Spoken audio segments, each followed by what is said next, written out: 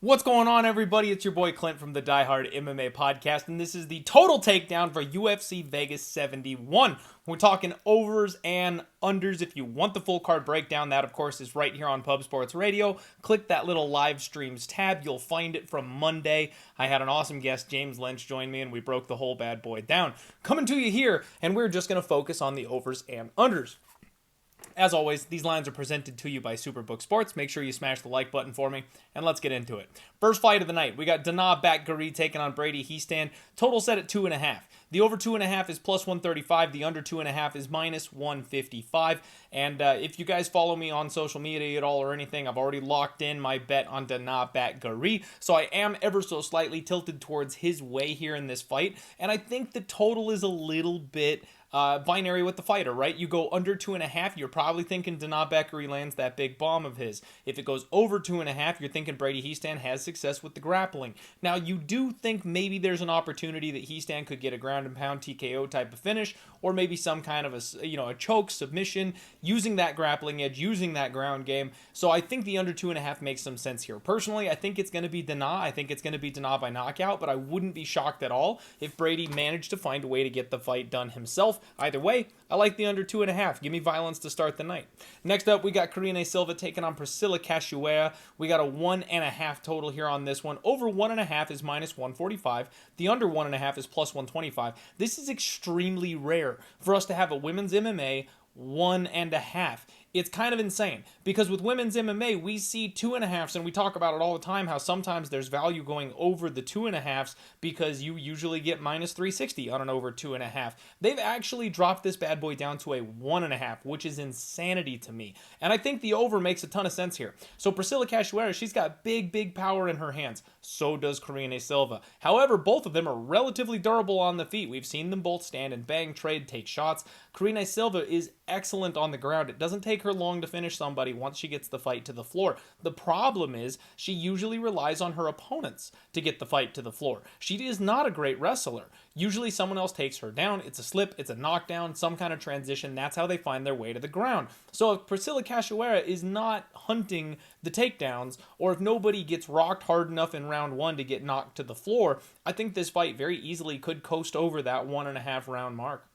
Next up, we got William Gomi taking on Francis the Fire Marshal. Total is 2.5. Over 2.5 minus 150, under 2.5 plus 130. And I think the over 2.5 makes a ton of sense here in this spot. You know, Francis Marshall is a guy who's been impressive so far in the UFC. Gomi, however, is solid defensively, good footwork, stays on the outside. He's kind of your pitter-patter, poke point, strikey type of fighter. I wouldn't be surprised if this gets forced to like a split decision because there's not enough engagement, or Francis tries to wrestle and the significant strike counts, or even we've seen what judges do these days when it comes to cage control and damage output. So I think the over 2.5 at minus 150 for this fight makes a lot of sense.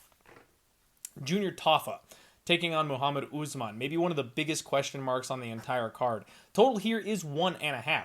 The over 1.5 is minus 105. The under 1.5 minus 115. And I think it makes sense to be shaded to the under. Junior Tafa is a one-round guy. He's got 4 pro MMA fights, making his UFC debut. We know he's got power, and this guy likes to walk forward and bang. Same thing with Mohammad Usman. He's very limited, but this guy hits like a freaking truck. We saw that in his last UFC fight. It took him till the second round, but when he did finally time and line up a shot, that was it. One was all it took. So I do think one of these guys is probably going to go to sleep sooner than later. I don't have a great read on either fighter. We don't know a whole lot about Tafa, and I simply don't think that highly of Usman, so I will say under 1.5, but it's not one that I'm planning on betting. Norma Dumont is taking on Karol, Rosa, and this is your classic women's MMA total. The over 2.5 is minus 340. The under 2.5 is plus 180. I'm sorry, plus 280. And I would love to say under. No way, not a chance here. We've got Karol Rosa, who did get knocked down in her last fight, but she recovered well. She punched her way back into it. She's always durable, high volume. Norma Dumont has finishing power. She's got big power in her hands on the feet. She also has submission upside, but she has some of the worst fight IQ we've ever seen in the UFC. She does not take the easy route. She does not take her opponent's weaknesses, and because of that, she finds herself in split decisions damn near every fight. So why would this one be any different? I think she's going to struggle to control Karol Rosa, and that's if she decides to have a mauling, grappling kind of game plan, and if this thing stays standing, it's going to be the bigger shots of Norma Dumont versus the higher output of Karol Rosa. I think we're going over 2.5 pretty clearly on this one. Montel Jackson and Rani Yahya. We've got a 2.5 in this fight as well. It juiced big time -175 to the under 2.5. The over 2.5 is +155. And I said it on Monday's show, folks. I think I'm finally ready to once again try to pronounce Rani Yahya dead on arrival. He is 38 years old, and he's taking on Montel Jackson, who is a monster. The size difference is going to be epic in this fight. Now, if Rani Yahya has a path to victory, it's going to be crashing the pocket, landing a bomb, and snatching up some kind of opportunistic submission, because his grappling game is off the charts. But if he can't close that distance, if he can't get in grappling, if he can't get to a takedown, I think Montel Jackson's just going to smash him from the outside. We've seen Rani Yahya knocked out before. Montel Jackson has a huge reach advantage in this case, and we've seen him show off some power as well. So you get an aging veteran who's been knocked out versus a young fighter who seems to be rounding out his game, is very technical and defensively sound from range. I think Montel Jackson knocks out Rani Yahya on Saturday. But if Rani Yahya does get his game plan going, I wouldn't be shocked at a club and sub at all. Violence is the answer, ladies and gentlemen.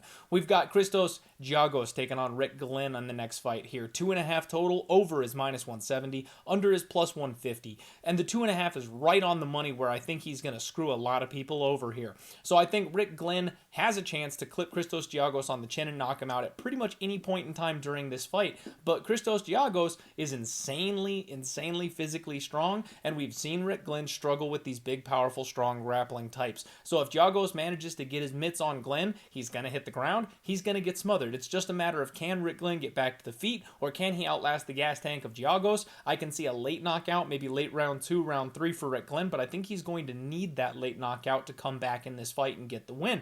Wouldn't be shocked at all if it snuck under that 2.5 round mark and messed up a lot of people. I'm not playing this total. Don't go near this one. Over 2.5 is the call, but I don't trust it one bit.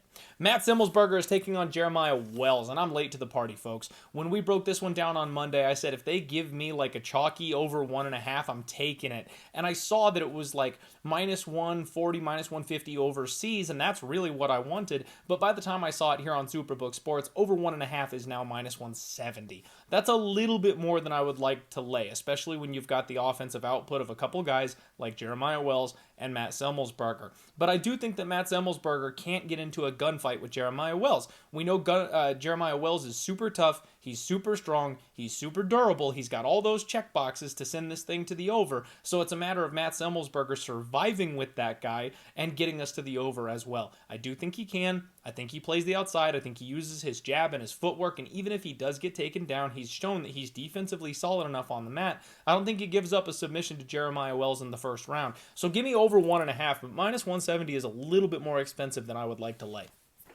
Brogan Walker is taking on Iasmin Lucindo in this next fight. Total is 2.5. The over is -240. The under is +210.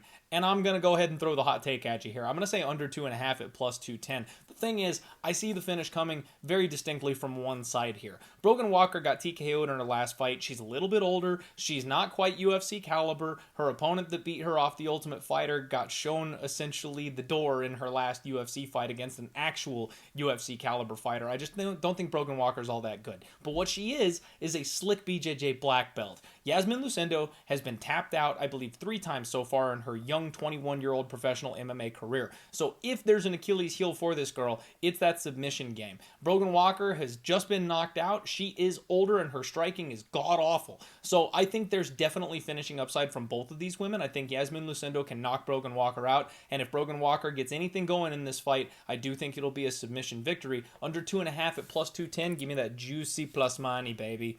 We've got Jared Gordon taking on Bobby Green in our next fight. 2.5, over 2.5 is -250. The under 2.5 is +220, and it's death, taxes, and Bobby Green by decision, baby. Except I actually think Bobby Green stands a chance to knock out Jared Gordon. Kind of like the last fight, though, I do think, even more so in this one, that the finish only comes from the Bobby Green side. Jared Gordon doesn't finish anybody. If you're UFC caliber even just a little bit, you are not getting finished by Jared Gordon. Strong wrestling, good boxing, that's about it.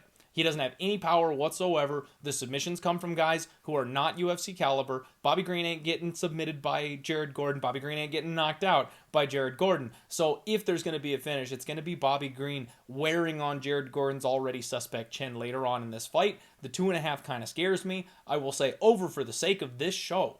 But Bobby Green by knockout has me extremely tempted. The under 2.5, there's no point. There's only one side this finish is coming from. So if you're going to play anything inside the distance, go Bobby Green. Bruno Silva is taking on Brad Tavares in the co-main event of the evening. Now they have moved the co-main event from this week to the main event of next week, and I actually kind of like that.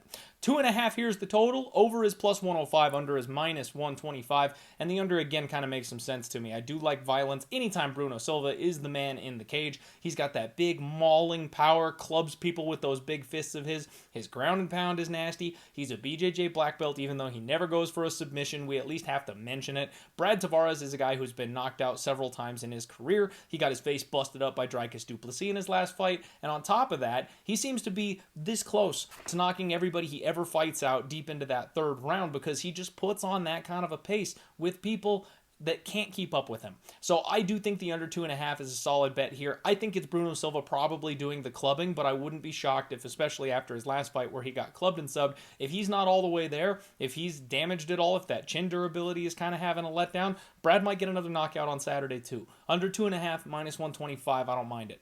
And next up, we got Sergei Pavlovich taking on Curtis Razor Blaydes in your main event. We can make this one quick. Total is 1.5. The over plus 125, the under minus 145. And Pavlovich is a round one machine. It's under all day, baby. This guy either knocks your head off in the first round, or it seems like he's a bad nail and he can't keep up with you. Curtis Blaydes may try to drag this fight out. He may try to take this fight into deep waters and get Pavlovich out of that first round.